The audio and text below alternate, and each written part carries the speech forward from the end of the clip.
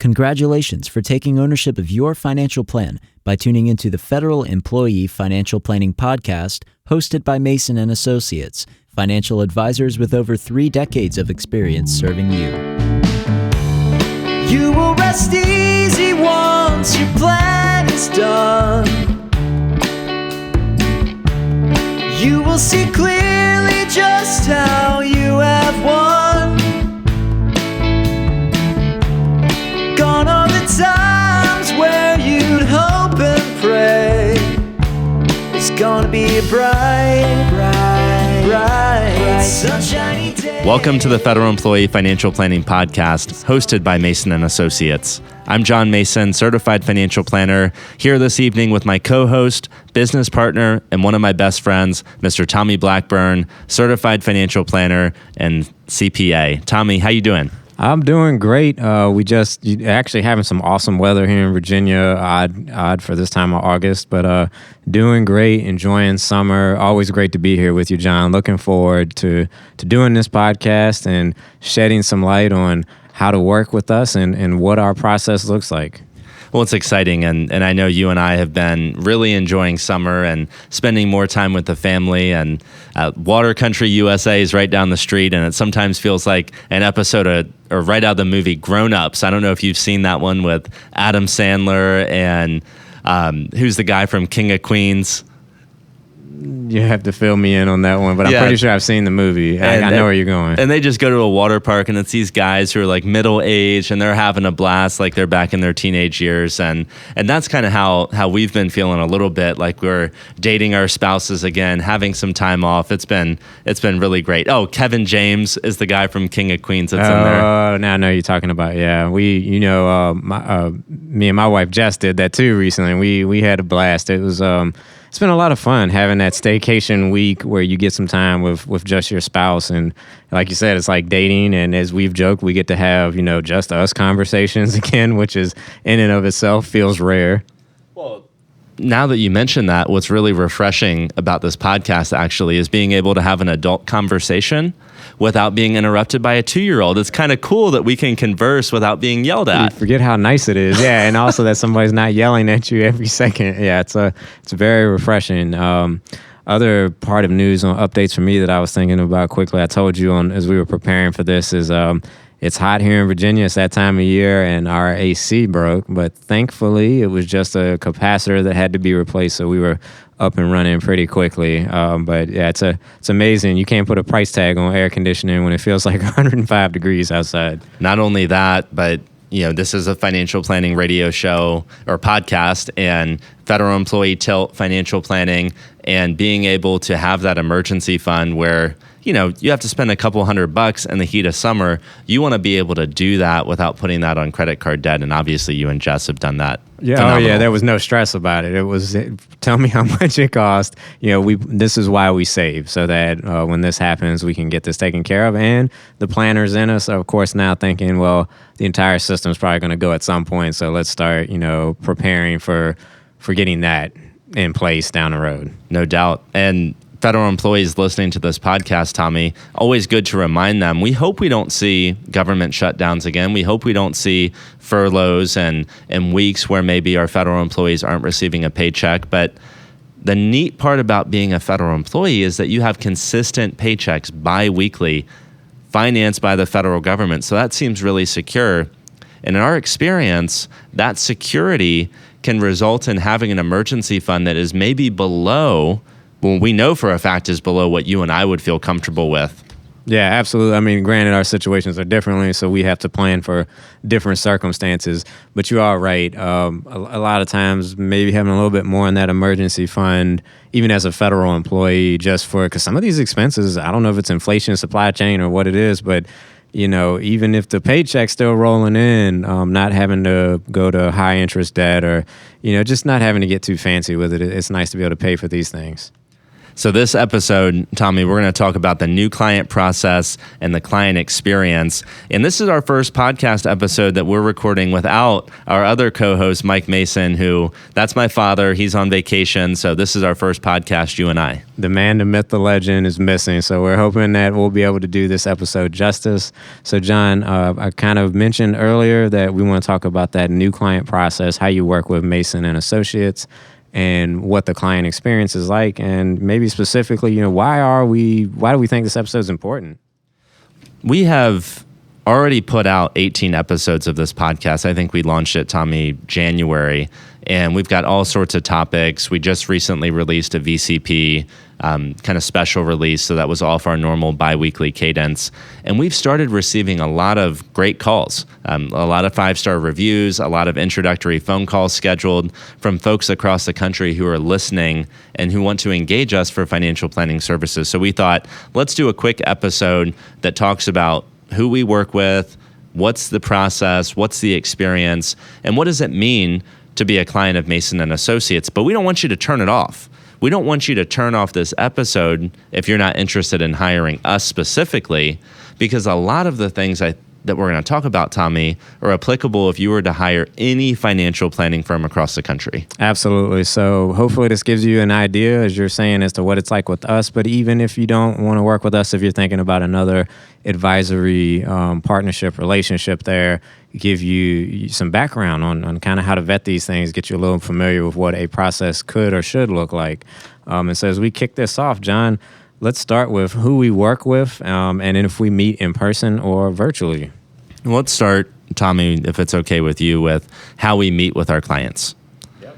And this has been a big change in our firm, and I think we've alluded to this and talked about this in previous episodes, but essentially we're 100% virtual.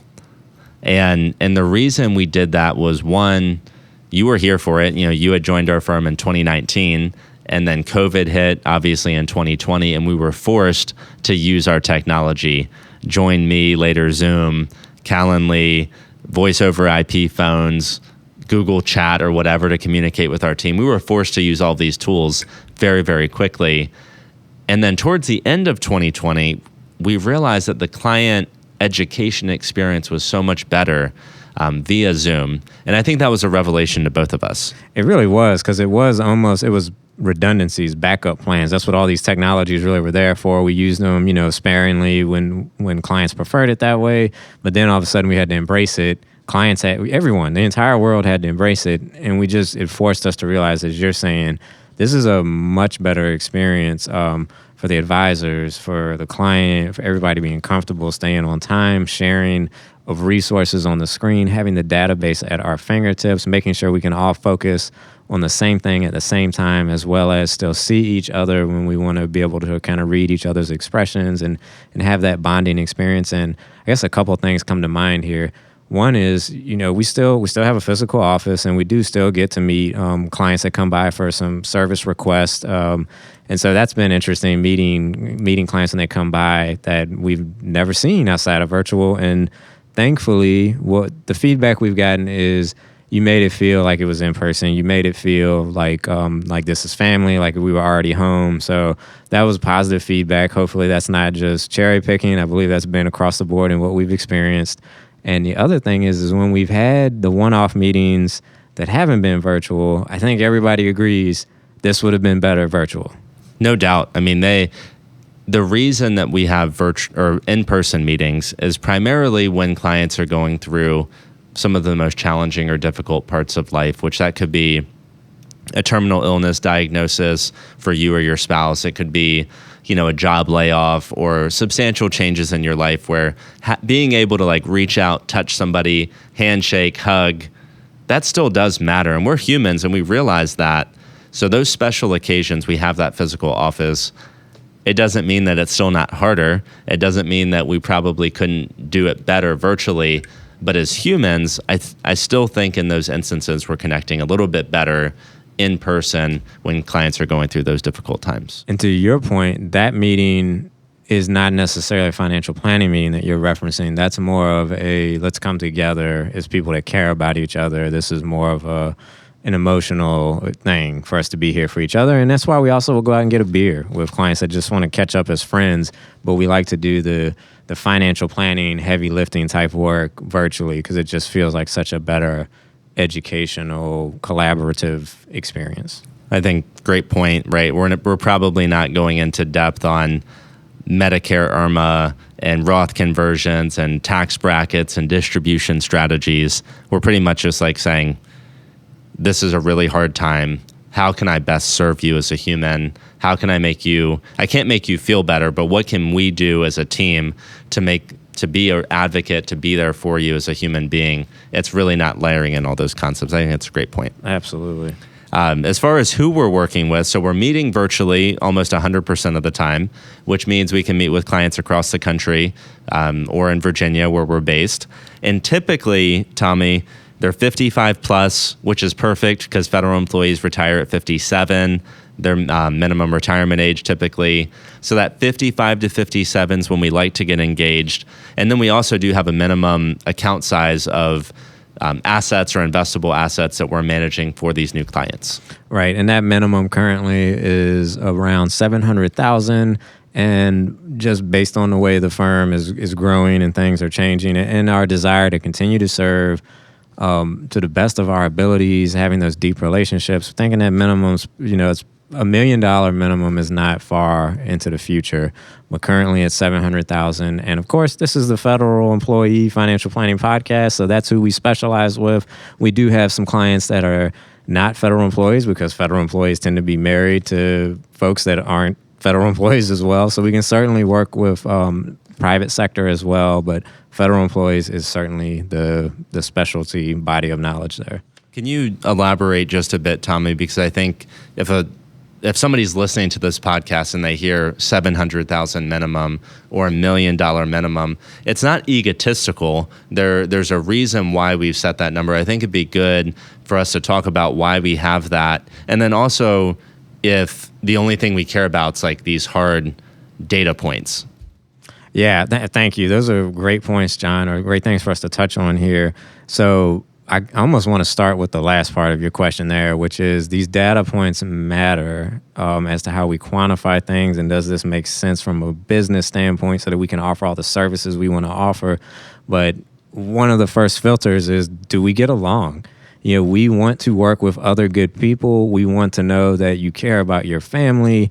These things are very important to us, and if you don't check those boxes, if it doesn't seem like we like each other, if it doesn't seem like we share similar values, and I think we're pretty easy. Like, our values don't have to be like, I like this football team, you like that football team, but certain core values of who you are as a person, as long as those match up, we're good to go. If not, we're probably not going to be a good match for each other. And are you looking for a partnership? Are you looking to delegate things?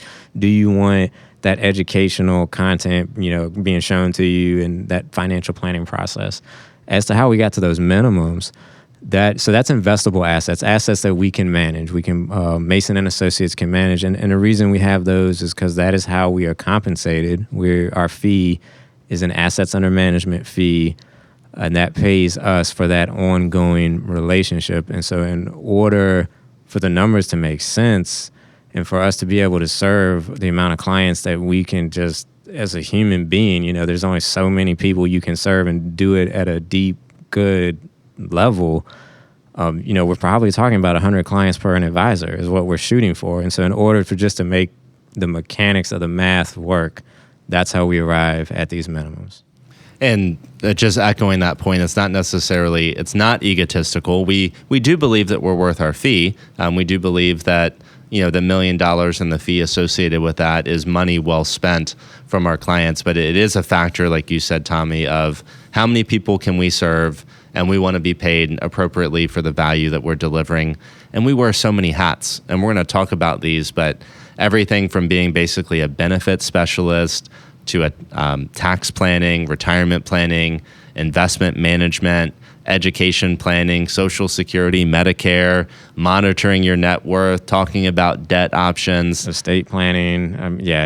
We cover quite a bit, and we're really great at those areas, but we can only go that deep with so many relationships. And the other thing I'm thinking about, John, I don't know if you want to go here or not, but on like the egotistical part, which it's not, is that the $1 million, just for easy math, it's not as unattainable as of a number as it may sound on the surface, right? If you've been working a career inside the federal government, you put, let's just say FERS, you put your 5%, they put their 5%.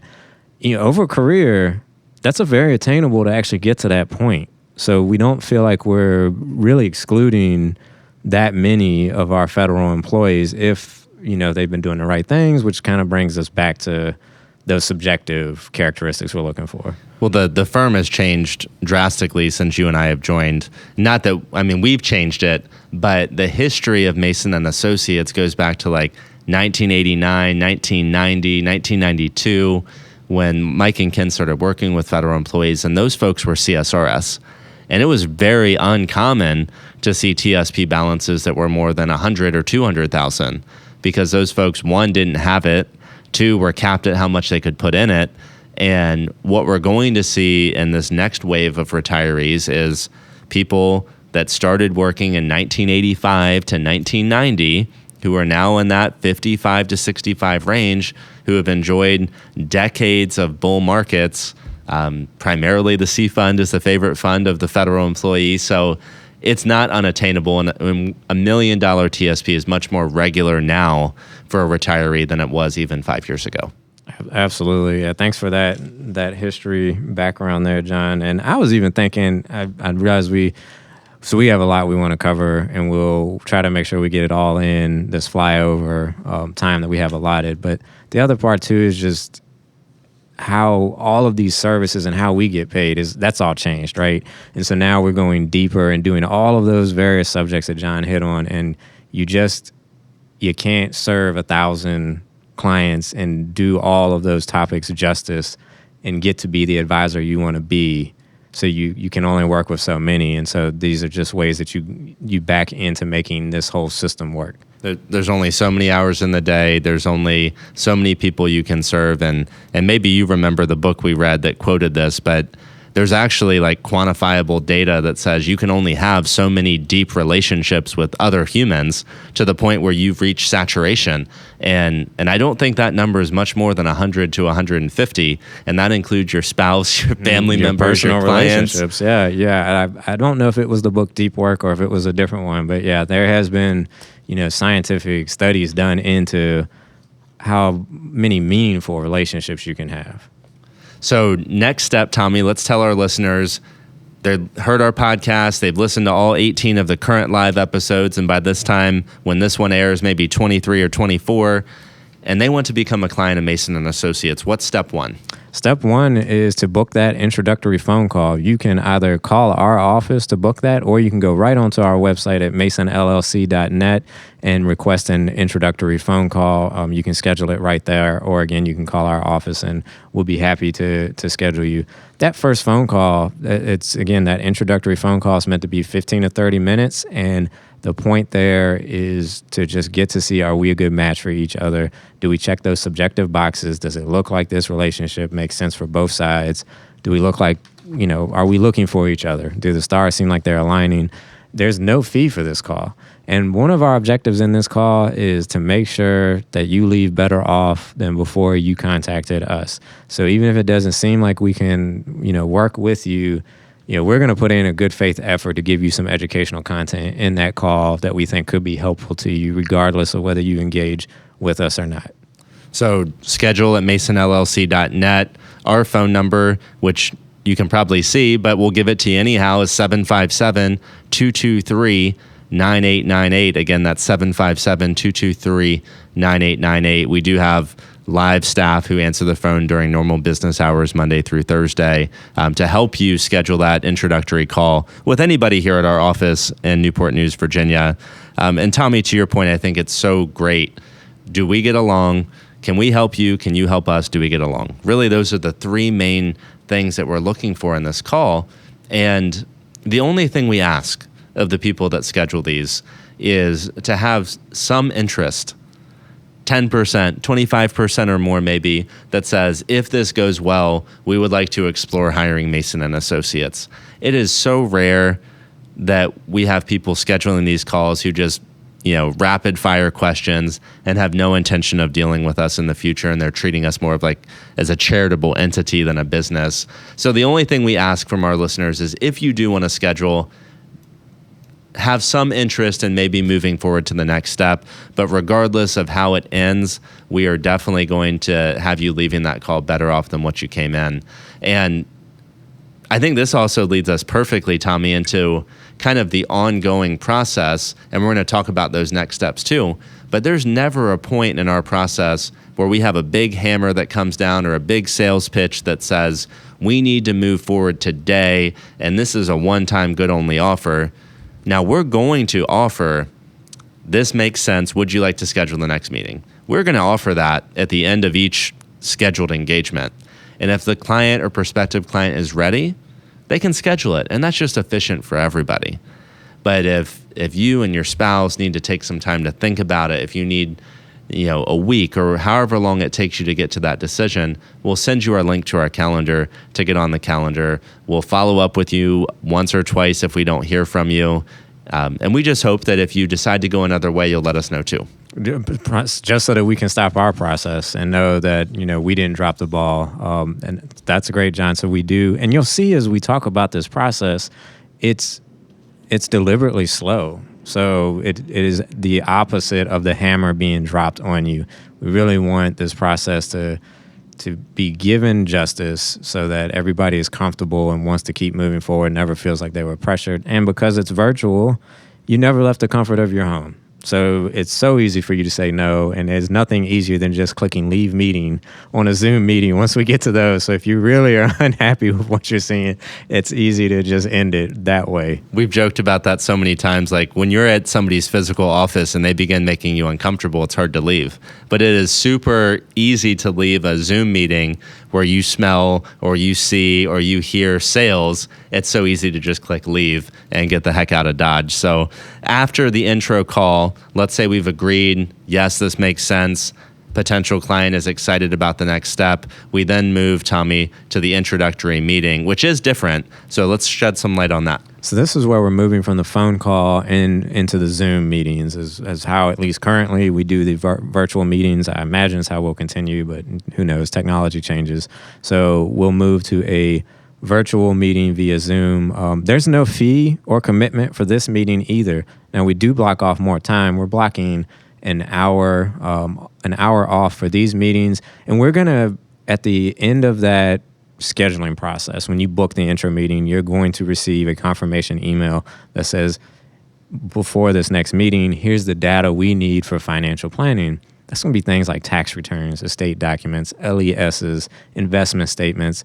So as we begin to move into that next meeting, again, there's no commitment, but we want to begin to see that data so that we can begin to have a more informed and in-depth conversation, begin to even point out some things we're observing and get some clarity from you, because we'll say, we saw this. Did you have an intention behind this, or were you aware of it? And so it just begins to allow us to begin to formulate that financial plan. At the end of that meeting, are we at that point, John, or is there more on the intro? I think you hit it well. I would just add that, at least I know for me personally, I like to ask a lot of questions on the introductory phone call. So I get a little personal. I like to have some high level information, like how many assets do you have? Do you have any debt, et cetera? But when we go to that introductory meeting, it's like you move from $30,000 foot view down to like the meat and potatoes, right? We're getting granular. We're asking very specific, not are you charitable? Okay, check the box. It's are you charitable and to what extent and how much, and how likely is this to continue for the next 10 years? And getting very granular and getting more specific. So that's the biggest change between meeting one and meeting two, I think. You're absolutely right. It is getting very detailed at that point on the financial data, as well as getting more personal. We are definitely going to get into more of let's talk more about the goals and what are we spending now? What do we think we want to spend? What's our dreams here? And we're going to pull it all together to see if it's right or not. But another compliment I think we've received from a recent new client, they got this data request and they uploaded everything, and it can be quite a bit of information depending on your situation that we're requesting. And as we started having these conversations, they said, wow, you guys actually read everything we gave to you. And, everything, maybe that's a strong word to use, but they were impressed by, we definitely went through it with a fine tooth comb, and we had some, we had detailed questions based on their individual situation. Most planners out there, maybe we're throwing some rocks here. Maybe we're getting a little bit on our high horse, but why do people request TSP statements? So they know how much money you have, so they can initiate some sort of transfer that's going to make them a 7% commission. That's why most people want the TSP statement. We hope that we can transfer that TSP as well, but we're looking for traditional versus Roth. We're looking for military exempt contributions. We're looking to make sure if there's a TSP loan. There's so much more in these documents, Tommy, than just like gathering them to make a sale. We're gathering them to ask really intelligent questions. Absolutely. So after we've had those conversations, hopefully everybody's feeling pretty excited. We're continuing down that path. Again, you could bow out of the process at that point, or if we want to continue moving forward, this is where the commitment begins. And as John said, it's a similar process of, we've got the calendar here with the link, the scheduling link. We can book it right now, or if you need some time to digest, think about it, or just, take a break and look at your calendar when you get a chance, we can send you a link. Either way, we schedule the initial financial planning meeting. That's the next meeting in this process. And this is where we're going to get back together. We block off 2 hours. There's a lot of information we cover. It can be a little bit like drinking from a fire hose, but it's in depth. It is dynamic. We're going to make adjustments on the fly, and we're going to make sure we answer what's important to you, and that we give you our action items, our observations and recommendations at the end of that meeting, as well as hopefully move on to an ongoing relationship. But you're not committed to that. So after we go through this, pretty fun and in-depth meeting, that's when we're going to issue a $2,500 invoice for that initial financial planning meeting, which really covered an intro call, an intro meeting, and a financial planning meeting. So that's just to compensate us for that amount of time, because you're not committed. You're not committed to continue going forward, and there has been a lot of value and work put into setting this initial plan up. From there, if we want to, we're going to move into that onboarding experience. And Tommy, you hit it very well. And I think maybe just adding a little bit about that initial planning meeting is we do pick up the one-time $2,500. We do provide the best recommendations and advice that we can provide with the data that we have today in 2022. But we all have to fully acknowledge that the tasks, the recommendations, the actions are based on Secure Act as we know it today, not Secure Act 2.0, not the tax laws that are going to go into effect next year. So what you have is a static plan with information that's the best we can give you at this point in time. It is going to be valuable, and it's going to answer the questions that those potential clients or new clients have. Can I retire? What do I do with Social Security? So we're going to answer those questions, provide additional actions. If we move forward to this step, and this is kind of similar to that intro call, we do not want to produce hundreds of one-time financial plans, because the value is not in the creation of this initial document. Now, that's the baseline for our relationship together.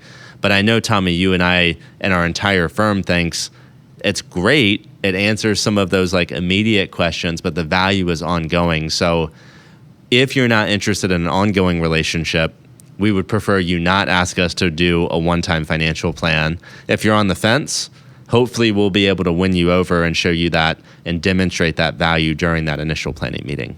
Yeah, thank you, John. That's great. Yeah, we're not out there to try to do as many one-time financial planning fees as we can. You're not committed, but we're hoping that you have that good faith that you think you're looking for an ongoing relationship, and this is just another checkpoint on the way to establishing that. I think about some of the fun things that we cover so much in these recommendations, and some of it just having that relationship, that ongoing relationship to implement those ideas, as well as for when life changes. But a simple one could be, I say simple, but hey, you're pretty charitable. You've got some stock you've been sitting on. We should do a donor advised fund. Well, as part of that, we've got the tax projection ready to roll. We'll tell you exactly how much you owe. Maybe we're going to layer in a Roth conversion, which if we're working together, we're going to pull the trigger. We're going to help you set up that donor advised fund. We're going to help you transfer the money in there. We're going to help you monitor it. So there's just a number of things that happen with that ongoing relationship that I think everybody's going to feel better off having the team together. And I'm even thinking about some other ones, I think even today that I experienced where a newish relationship, they sold a rental as we started working together. That was part of the plan, but we updated that tax projection. Then as part of it, they've gotten bored and they've got a skill where they can go earn, as an independent contractor, some additional money on the side, their fund money as they're calling it. But anyway, we had a meeting today to talk about setting up an LLC, filing for the tax ID with the IRS. What do estimated payments need to look, just different things where that's that ongoing life changes. I'm hoping to give a decent example there of like, this is just how this relationship can bob and weave as things change. I think you hit it perfectly. These podcast episodes, man, are so fun because I think it gets us both reinvigorated into our process and why we do what we do. And you hit on everything I think that we kind of wanted to wrap up in this podcast, which is after we get through that initial plan, the next step is onboarding, which is the beginning of the transfer of assets that make sense, intentional. For example, non-qualified assets, we don't just transfer everything and sell it. We look at the capital gains or losses and the ramifications of doing these transfers. But that onboarding, the transfer of assets, that is the engagement and that ongoing relationship. And Tommy, the only thing I want to add to you, because I think you hit it all perfectly, we're available throughout the year. We're accessible throughout the year for all of these things. Social Security apps, Medicare apps, I'm starting an LLC, I sold a rental, and maybe that's not you. Maybe you have a very boring year. Maybe you're a client with a very boring year. Nothing's changed. We're still going to have a strategic planning meeting in April or May because even though you don't think, you being the client, that there's something significant about this year, we can almost guarantee you that there's something significant every year when we meet with our clients. So even if it's a boring year, strategic planning meetings are a mandatory event that we have with all of our clients, typically in April and May.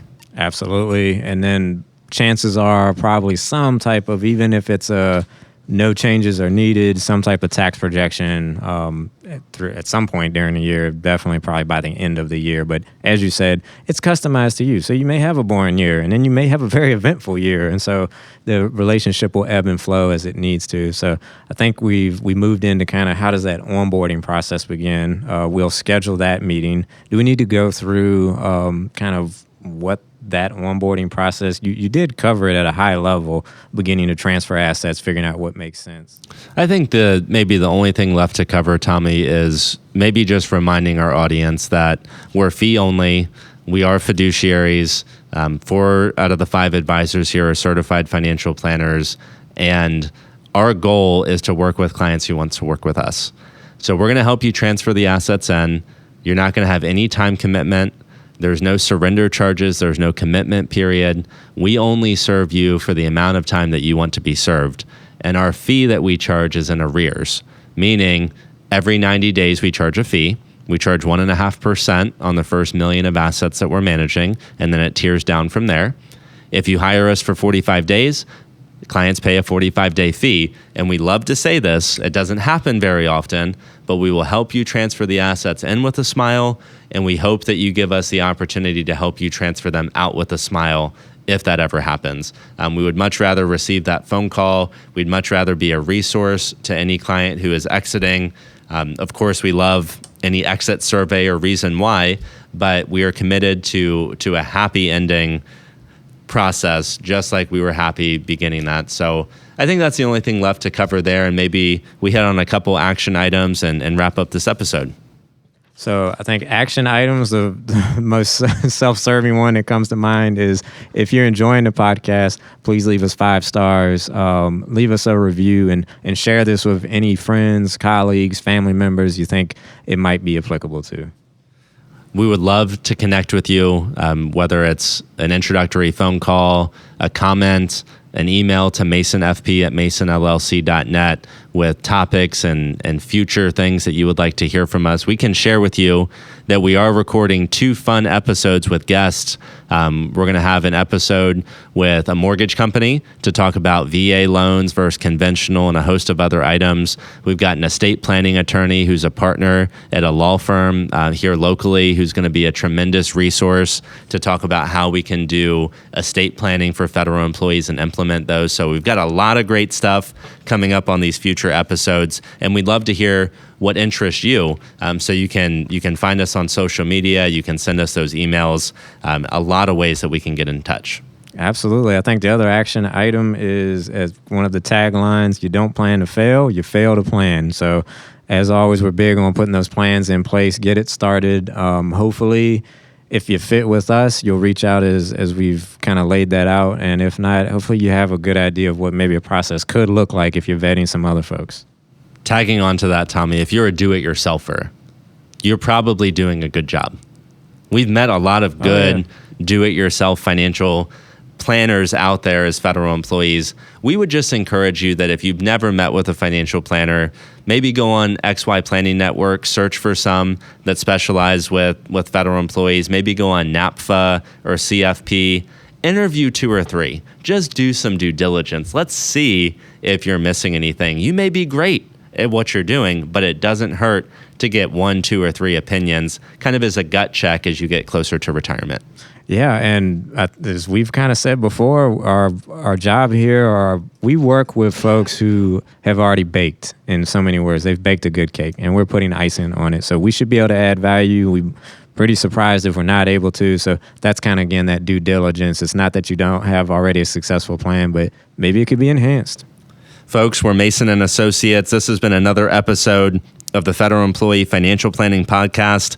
If you haven't already connected with the financial planning team, it's time to do that. We hope you have a wonderful evening. Thank you so much for being a listener. Thank you so much for rating us those 5 stars and being a listener of our podcast. We appreciate your service, and we look forward to seeing you soon. You will rest easy once your plan is done. You will see clearly just how you have won. The topics discussed on this podcast represent our best understanding of federal benefits and are for informational and educational purposes only and should not be construed as investment, financial planning, or other professional advice. We encourage you to consult with the Office of Personnel Management and 1 or more professional advisors before taking any action based on the information presented.